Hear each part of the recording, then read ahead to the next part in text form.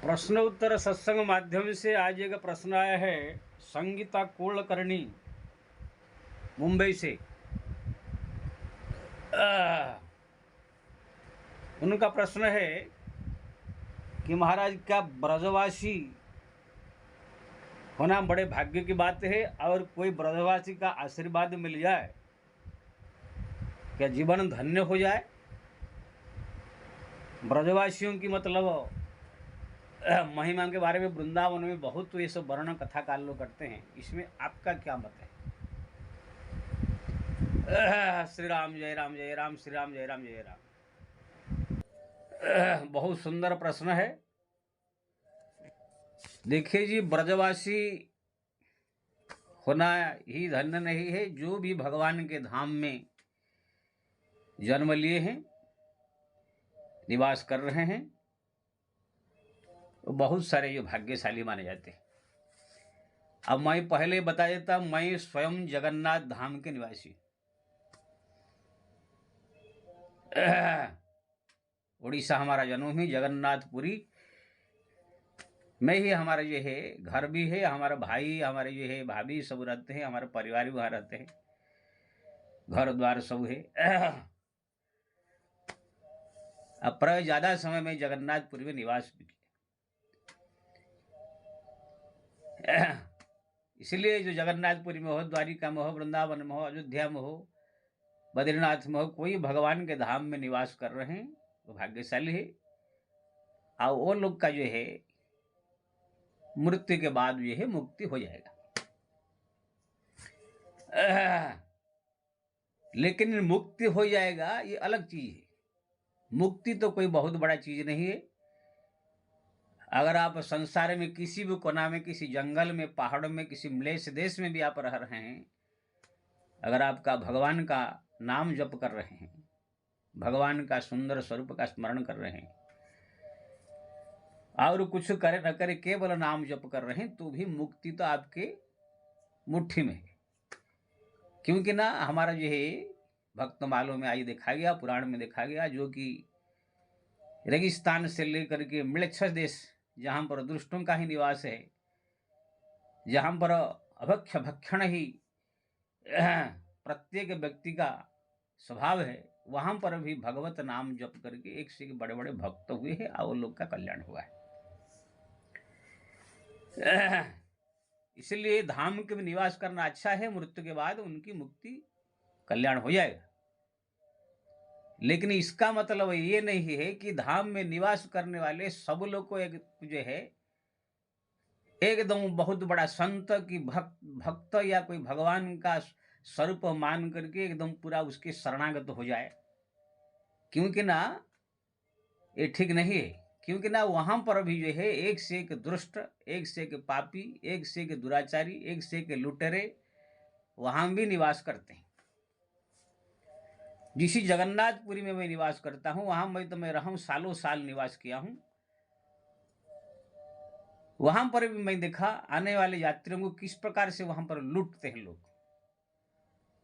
अगर कोई अकेले मिल गया तो उनको, जहां पर कोई भगवान का कोई ऐसे मंदिर नहीं हो, उनको झूठा में बोल देते हैं कि वहां पर ऐसे भगवान जगन्नाथ ने किया था, ऐसे भक्त है, इसके वो उधर ले लेंगे। कोई बाहर कोई ऐसे जंगली इलाका में वहां पर लेकर लूट लेंगे, कितने जान से मार देते हैं।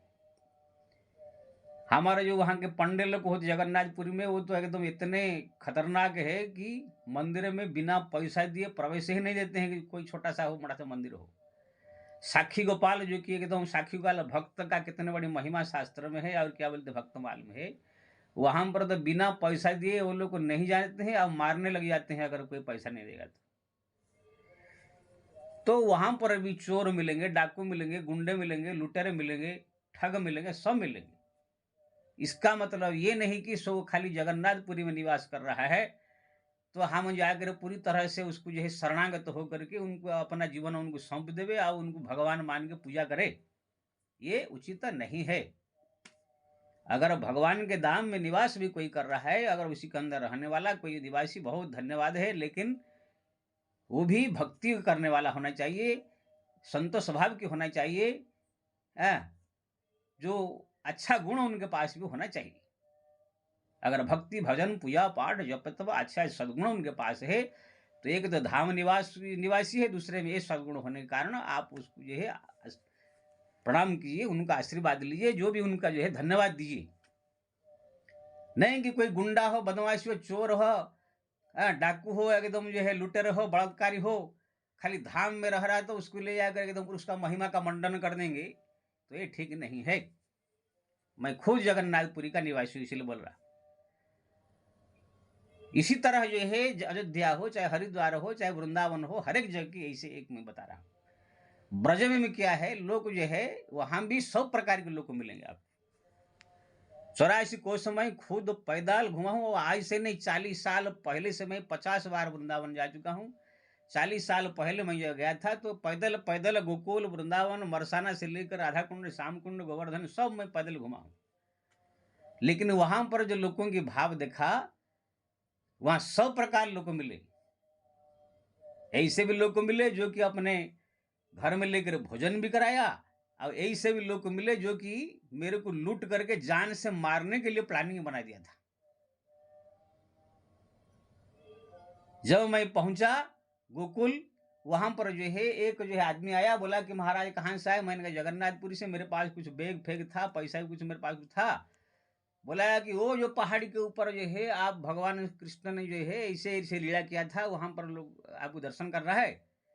अब भाई उस समय जो नए नए भाव है, इस समय आए थे, मैंने कहा भाई चले दर्शन करे। अब मेरे को फंसा करके वो पहाड़ के ऊपर ले गया, और ले करके जो है मेरे को पकड़ लिया। पकड़ करके जो है चाकू दिखा दिया कि जो माल पानी है निकालो, नहीं तो जान से मार दूंगा। अब चाकू निकाल लिया था पूरा। मैंने कहा ठीक है भाई, चाकू रखो, मैं जो कुछ आपको दे दूंगा, आप मारने की जरूरत नहीं है। हम आए हैं भक्ति करने के लिए, तो ये सब पैसा रुपया से हमको मतलब नहीं है, ले लो जो है। तो मैं जो है वो मेरे को छोड़ दिया। अब मैं जो है जो अपना बैग फैग सब में जो खोल करके पैसा निकालने का ऐसे नाटक किया। नाटक करते करते करते करते फिर इतना जोर से भागा, एक ही जो है श्वास में वो पहाड़ी से एकदम गोकुल आगे पहुंच गया। अगर मैं वहां पर नहीं गया तो मेरे को जान से मार देता। ऐसे ऐसे कांडम वहां पर देखा। एक बार हम लोग गए थे, हमारे साथ में 20-25 आदमी थे। एक जो गोविंद जी मंदिर है वहां पर जो है एक बंदर बहुत रहते हैं। वहां पर एक बंदर आया करके एक महिला को पकड़ लिया, उसका वस्त्र खींचने लगा। दुल्हन थी वो, साथ में सब बहुत सारे लोग थे। अब वो छोड़ना चाहती, छोड़ नहीं रहा है, वस्त्र को खींच रहा है। तो उसका आदमी जा करके जो उसको छुड़ाने की कोशिश किया, नहीं छुड़ाते, एक छोटा सा एक पत्थर खाली से मार दिया। उनको लगा भी नहीं जिसे छोड़ देवे। लेकिन वहां पर 4-5 बदमाश जो है देख लिया, बंदरों को मार दिया पत्थर। आ करके वो आदमी को इतना मारे, इतना मारे, इतना मारे, एकदम जो है कैसे कैसे हम लोग छुड़ाया। इतने गुंडे और बदमाश वहां होते हैं। और वहां पर जो है मैं वो लोग को अभिशाप दिया था, वो बदमाशों को, जो एक दिन तुम्हारा ऐसे सर्वनाश होगा, एरिया में जो तुम लोग दुकान लगा कर बैठ, दुकान लगाए थे गोविंद जी मंदिर के सामने, ये दुकान तुम्हारा जो है सब भ्रष्ट भ्रष्ट हो जाएगा, दरिद्रता तुम प्राप्त हो जाएगा। अब देखिए, वो गुस्सा में तो मैं ऐसे बोल दिया था, लेकिन ठीक 1 साल के बाद जब मैं वहां पर गया, वो दुकान वहां पर एक भी नहीं है। मैं पूछा भाई ये क्या हो गया? ना आकर के जो है सरकार का जो वहां का म्यूनिसपालिटी सब भगा दिया लोग। तो कहने का मतलब ये है, वहां पर भी एक से एक गुंडे, एक से एक बदमाश, एक से एक चोर और एक से एक डाकू मिलेंगे। अभी भी आप कोई मंदिर में अगर 10-20 यात्री पहुंच जाओ, वहां पर जो छोटे छोटे मंदिर होते हैं दर्शन करने, वहां पर सब बैठा देंगे, पर्दा पहले बंद कर देंगे, आते ही पर्दा बंद, वो दर्शन नहीं करेंगे। अब बोलेंगे भाई काल केला भोग का 500 रुपया, मिश्री भोग का 1000 रुपया, राजभोग का जो है 1500 रुपया, ऐसे ऐसे है, जिस चीज को देना हो दो। सब लोग के 1000-1000, 5-5 देंगे तब वो पर्दा खुलेगा। अगर कोई नहीं दिया तो पर्दा खोल के दर्शन नहीं करेंगे। ऐसे ऐसे दुष्ट और बदमाश नालायक हरामी होते हैं वहां पर। अब जबरदस्ती में झगड़ के, लड़के, मार पीट करके पैसा लूटते हैं। जब भी मैं जाता हूं वहां पर, हमारा किसी ना किसी मंदिर में किसी झगड़ा होगा। एक बार तो उन सबके पर्दा नहीं खोला, पर्दा पर्दा फाड़ करके जो है 40 आदमी हम थे, उनके मंदिरों पर पुजारी के ऊपर चढ़ बैठे। अब मारना चालू कर दिया। तो कहने का मतलब ये है, ऐसे ऐसे दुष्ट बदमाश गुंडे भी वो एरिया में सब रहते हैं। लेकिन हाँ, मैं ये भी कह रहा हूँ कुछ अच्छे भी लोग रहते हैं, कुछ ऐसे ब्रजवासी जो भक्ति वाले हैं, पूजा पाठ करने वाले संत सभा के भी रहते हैं। लेकिन इसमें ये देखना है हमको, जो अच्छा स्वभाव वाले हैं, भक्ति वाले हैं, वो लोग को आदर करे, सम्मान करे, अपने आप को उनके पास जाकर आशीर्वाद ले, जो भी करो वो या सम्मान करो। ऐसे नहीं कि ब्रजवासी हो गया तो कोई भी गुंडा बदमाश कोई भी आ जाए तो उसके पास जाकर उनके शरणागत हो जाए या उनका आशीर्वाद लेकर ये करे, ये ठीक नहीं है। चाहे किसी भी जगह पर कोई निवास करता हो, ठीक है, निवास करने का, मरने के बाद उसको गति मुक्ति फल जो मिलेगा नहीं मिलेगा, लेकिन उनका स्वभाव, उनके विचार, उनके भावना देख करके कोई व्यक्ति उनका आदर सम्मान करना चाहिए, अपने आप को सौंपना चाहिए। अगर भाष ब्रजवासी है कि अयोध्यावासी है, इस सोच करके पूरा अपने आप को जो समर्पण कर देवे तो एक दिन बर्बाद हो जाएगा। कितने ब्रजवासी के महिमा कथा काल लोग करते रहते हैं, मैं सुनता हूँ कितने। कोई ब्रजवासी अगर आशीर्वाद दे दिया तो समझ लो तुम्हारा जीवन धन्य हो गया। कुछ नहीं होता है कोई आशीर्वाद फशीर्वाद। ये लोग खुद दरिद्र होते हैं। मैं घूम के घुमा हूँ, किसी घर में खाने का ठिकाना नहीं है, किसी घर में जो रहने का ठिकाना नहीं है। दरिद्र भी एक से एक वहां पर होते हैं, एक से एक धनी भी होते हैं।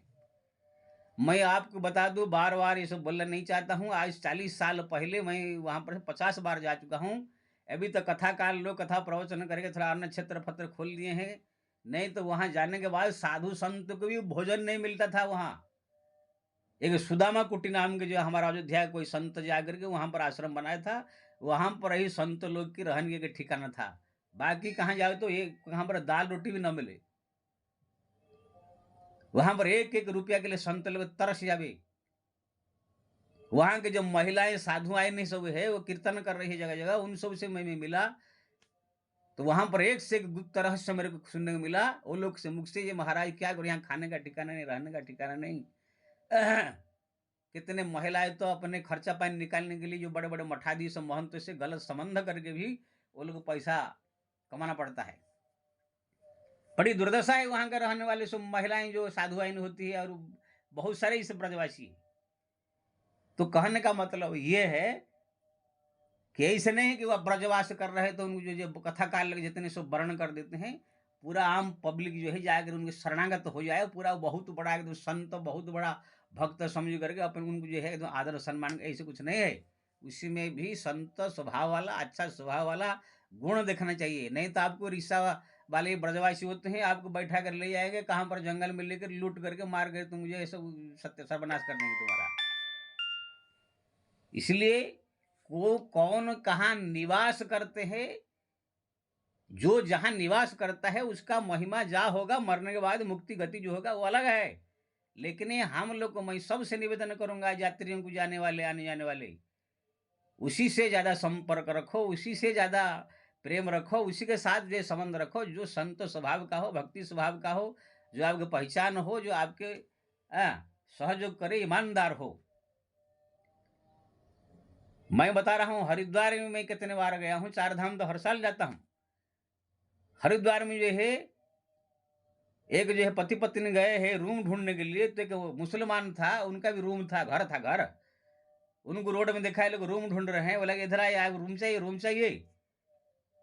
उनके ले गया अपने घर में, बोला कि ये रूम है, सब चाहिए ना, यहाँ का घर जैसे लग रहा है, यहाँ का रूम। अब बोलते हुए लोग जब मना किए तो वहां पर बंद कर दिया, बंद करके उनका सब लूटपाट कर दिया। अब पता नहीं क्या किया क्या, मार के वहां से भगा दिया। बोला कि अगर किसको कहोगे तो जान से मार दूंगा। बताओ, ऐसे ऐसे लोग हैं धाम में रहने वाले। तो कहने का मतलब ये है, मैं समस्त यात्रियों से, वृंदावन जाने वाले चाहे कोई भी धाम में जाने वाले यात्रियों से ये मैं इसलिए बता रहा हूँ सत्य बात। मैं भी धाम का वर्णन कर सकता हूँ, मैं भी कह सकता हूँ हाँ सब धाम में रहने वाले बड़े पुण्यवान होते हैं, बड़े आए हैं, उनसे आशीर्वाद लो, उनका बड़े भाग्य से ऐसे कहे। मैं भी महिमा का वर्णन करके सबका ही कर, लेकिन ये झूठा मुठ्ठा ये सब ढकोसला मैं वर्णन करना नहीं चाहता हूँ। मैं सत्य, शास्त्र का सत्य रहस्य बताने वाला हूँ। इसलिए धाम में जाओ तो भी वहां पर ब्रजवासियों से सावधान से, कौन रिश्ता वाले से भी सावधान रहो, वहां का जो निवासी है सावधान रहो। हर एक चीज में नहीं, उसमें भी सब प्रकार के लोग रहते हैं। और जगह हमारा जो रामायण में भी आता है, अयोध्या का जितने निवासी थे सबको भगवान ने गति मुक्ति दिया। वो धोबी जो निंदा करके माता जी को भगाया था उनको भी मुक्ति मिला, इस बात नहीं है। लेकिन ये अगले जन्म में वो जा करके मथुरा में एक धोबी बना। तो भगवान ने कृष्ण जब मथुरा गए उनसे कपड़ा मांगा, कपड़ा नहीं दिया, तो वही स्वभाव के कारण वो भगवान को गाली देना चालू कर दिया। तो भगवान एक झापड़ मारे खींच के उसका गर्दन उड़ गया, तब फिर भगवत धाम गया। तो दुष्ट को दंड दिए भगवान पहले, तब जाकर भगवत धाम गया। तो कहने का मतलब ये है, धाम में निवास करने वाले भी अगर दुष्टगिरी बदमाशी करे तो उनको भी हमारा भारत का जो देश का कानून भी दंड देगा, और वो भगवान भी दंड देते हैं, इस बात नहीं। श्री राम। तो मैं सबसे निवेदन करूंगा, धाम में निवास करना अच्छा है। भगवान का धाम रूप नाम लीला, ये तो भगवान का स्वरूप माना गया है। लेकिन वहां पर निवास करके भी अगर आप भक्ति भजन पूजा पाठ जप तप ये सब करे, भजन करे, दूसरे जो आने वाले जातियों के प्रति जो है अच्छा भाव रखे, किसको लुटना, किसको जो ठगना, किसको जो करना, ये सब छोड़ करके भक्ति स्वभाव में रहे। बाकी भाई अपना जो स्वभाव, आप क्या खा रहे हैं, क्या पी रहे हैं, क्या नहीं कर रहे हैं, वो तो सब अलग चीज अपना जानते हैं। लेकिन दूसरे जितने आने वाले भक्तों के प्रति, यात्रियों के प्रति सद्व्यवहार होना चाहिए। यही से अगर कोई ब्रजवासी हो तो उनका आदर सम्मान जरूर होना चाहिए। लेकिन खाली ब्रज में निवास कर रहा है तो उनको जो है एकदम बड़ा भगवान जैसे मान कर उसको आदर करना, सम्मान करना, पूजा, ये ठीक नहीं है। बहुत सारे ये सब नियम कानून हमारे भोले भाले ये सब लोग जो है जानते नहीं है कुछ। ये सब जो क्या है, कोई शास्त्र आप पढ़ पुराण, तो ये जो कथाकार लोग जितने सब संत बने हुए हैं वृंदावन में, कोई पुराण शास्त्र ग्रंथ आदि कोई पढ़ता नहीं है। मैं देखा बहुत कथाकारों को वृंदावन के, जो संत को देखा मैं, ये लोग को सब पुराण शास्त्र वेद कुछ पढ़ते नहीं है, बस सीधा जाकर वहां पर पहुंच जाते हैं। या तो कथाकार हो तो वही 3 घंटा का जो है रट लेता है भागवत का, ये आओ कोई पुराण ग्रंथ कुछ पढ़ते नहीं है। आओ या तो कोई भक्त जाकर वहां निवास कर लेता है, खाली राधा राधा राधा राधा करते हैं बस। इसी से ठीक है वहां पर आप भजन कर रहे, लेकिन इससे आपको शास्त्र पुराण का ज्ञान थोड़ी हो जाएगा जब तक तुम पढ़ोगे नहीं, गुरु मुख से सुनोगे नहीं, ऐसे कैसे हो जाएगा। इसलिए खाली ब्रजवासी कोई हो गया तो कि कथाकार हो गया, कोई वहां पर कोई संत हो गया तो वो सब कुछ है, इसे आप मान लेना ठीक नहीं है। ब्रजवासी होने के साथ साथ, वहां संत होने के साथ साथ शास्त्र पुराण की थोड़ा जानकारी, थोड़ा ज्ञान भी होना चाहिए, तब जाकर के जो है उसको महान मानना चाहिए। देखिए जो हमारे ब्रज में है इस समय संत मशहूर है, उनका नाम भी सोशल मीडिया में क्या बोलते हैं, प्रेमानंद जी है। भाई ठीक है, तुम्हारे पास जो ज्ञान दे रहे हो वो तो पूरा शास्त्र ज्ञान सम्मत नहीं है, कभी इधर बोलता है कभी इधर, कभी इधर, कोई ठिकाना नहीं है। फिर जो भी बोल रहे हैं थोड़ा सोच समझ करके बोलना चाहिए। काम भी कुछ ऐसे कर देते हैं कि उनको ये ज्ञान नहीं है कि मेरे को क्या करना चाहिए। अब देखिए आपको छोटी सी उदाहरण देता हूं। जब व्यक्ति संन्यास ले लेता है, हर संसार त्याग करके संन्यास लेता है, वो सन्यासी संसार का हर एक व्यक्ति से, जो संसारिक आदमी सबसे उच्चा कोटि में हो जाता है। फिर उनको जो है सन्यासी के अलावा या भगवान के अलावा किसी के चरण में प्रणाम नहीं करना चाहिए। या तो केवल माँ बाप अगर आ जाए तो माँ बाप के चरण में प्रणाम करना चाहिए सन्यासी को, जो सन्यास ले लिया। बाकी जो स्कूल में पढ़ाने वाले टीचर है, या कभी गांव में थे, घर में थे, किसी ने जो है जो कुल गुरु मंत्र जो गुरु गृहस्थों को दीक्षा देते हैं वो भी गुरु होते हैं, एक दीक्षा गुरु शिक्षा गुरु होते हैं। बहुत सारे इसे जो है ये लोग को भी मिल जाए तो भी नहीं कि हमको स्कूल में टीचर पढ़ाया था तो जाकर सन्यासी होने के बाद भी गुरु टीचर मिल गए हमको पढ़ाने वाला, तो उनके चरण में जाकर गिर जाए। हाँ, जय सिया राम कर सकते हैं, उनका सम्मान आदर कर सकते हैं। अगर हम गृहस्थ में थे, हमारे पिता माता की, हमारे कुलों को जो है मंत्र किसी ने देकर कुल गुरु है, अगर आप सन्यास ले लिए तो भी मिल गए तो जय श्री राम कर सम्मान करना चाहिए, न कि उनके गोड़ में जाकर सन्यासी होकर गृहस्थ का पंडित के चरण में गिर जाना चाहिए। ये इतना ज्ञान जो है होना जरूरी है। कोई दुनिया में इसे सुना कि कोई सन्यासी साधु जाके किसी गृहस्थ के चरण में गिरता है? लेकिन ये प्रेमानंद जी को देखा, उनका कोई एक जो जब ये पहले नए-नए आए थे, कोई हित हरिवंश कोई क्या कोई मंदिर है, वहाँ पर एक पंडित है, धोती कुर्ता पहनता है, मूंछ लेकर गृहस्थ आदमी है, वो बेवकूफ़ को भी इतना ज्ञान नहीं है। हैं? जब उनसे मिलने के लिए आया था, तो ये उतर करके उनके चरण जो है, प्रणाम किया लंबा और चरण धो करके चरणामृत लिया। ये दृश्य को देख करके कितना खराब लगता है, आप सोच लीजिए। एक सन्यासी साधु होकर के एक गृहस्थ पंडित के चरण जा करके छू रहा है और उसका चरण धो के पी रहा है। ये कौन शास्त्र पुराण में लिखा है? कौन ग्रंथ में लिखा है? मेरे को समझ में नहीं आता है। 4 वर्ण का गुरु ब्राह्मण, ब्राह्मण का भी गुरु होता है सन्यासी, और सन्यासी का गुरु होते हैं अविनाशी भगवान। सन्यासी केवल भगवान के चरण के अलावा या अपना सन्यासी जो गुरु है उसके चरण में ही प्रणाम करेगा। या तो सन्यासी जो अपने से बड़े उनको प्रणाम करेगा, या तो जन्म देने वाला पिता माता अगर मिल गए तो उनका सम्मान करे, बाकी किसी के चरण में झुक नहीं सकता है वो। आइए तो जा करके एक गृहस्थ पंडित के चरण में गिर करके उनका चरण धो करके पी रहे हैं। आप वीडियो बनाकर दुनिया को बता रहे हैं।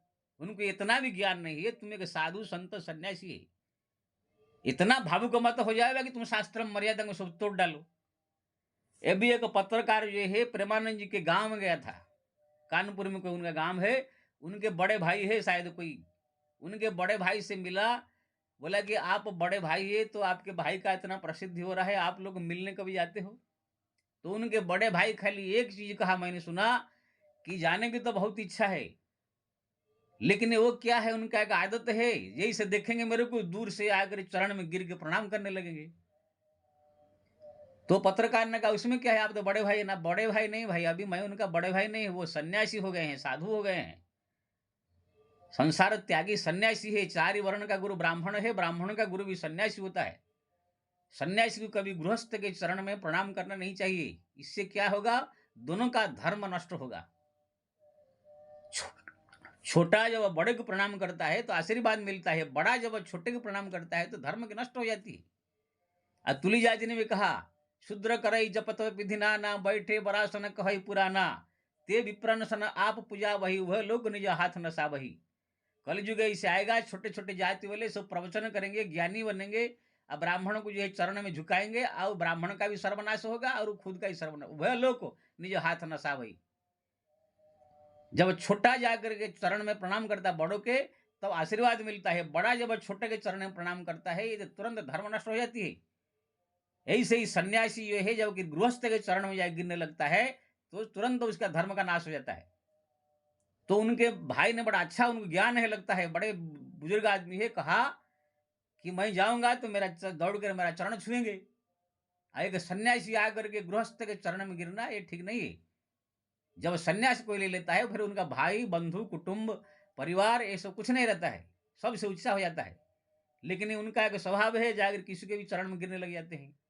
तो यही है उनकी मूर्खता है प्रेमानंद जी का। इसलिए उस डर के मारे उनके भाई भी उससे मिलने नहीं आते हैं। तो कहने का मतलब ये है, ठीक है भाई, तुम वहां पर रहते हो, इतना भावुक मत हो कि शास्त्र मर्यादा में सब भूल जाओ। भगवान ने कभी देखा है इसे काम किया है? भगवान ने जो है प्रणाम किया तो अपने गुरु को प्रणाम किया, पिता माता को प्रणाम किया, भगवान अवतार लेकर आए हैं।